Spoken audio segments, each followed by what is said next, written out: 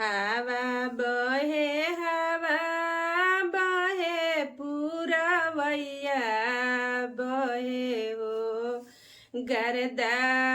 उड़ी पलंग पर बैठे हो गर्दा उड़ी पलंग पर बैठे हो घोड़ावा चढ़ल अइलन मुकेश दुल्हा हो झार धनिया पलंग के गर्दा हो झार धनिया पलंग के गर्दा हो पापा से चुपे मम्मी चैनवा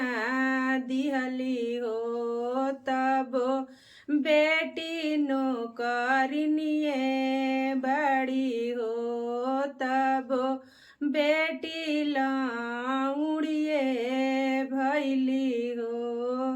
चाचा से चुपे चाची अंगूठिया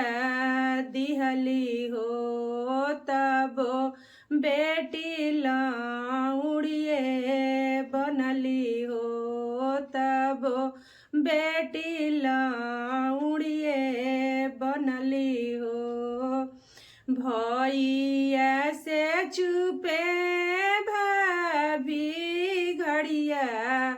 दिहली हो तब ननद लाउड़िए बनली हो तब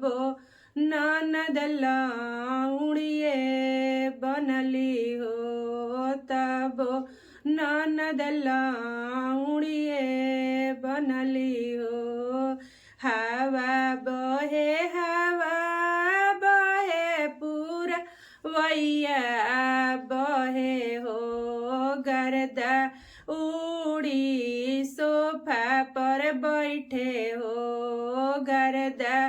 उड़ी सोफा पर परे हो घोड़ावा चढ़ल अइलन मुकेश दुल्हा हो झार धनिया सोफा के गर्दा हो झार धनिया सोफा के गर्दा हो झार धनिया सोफा के गर्दा हो।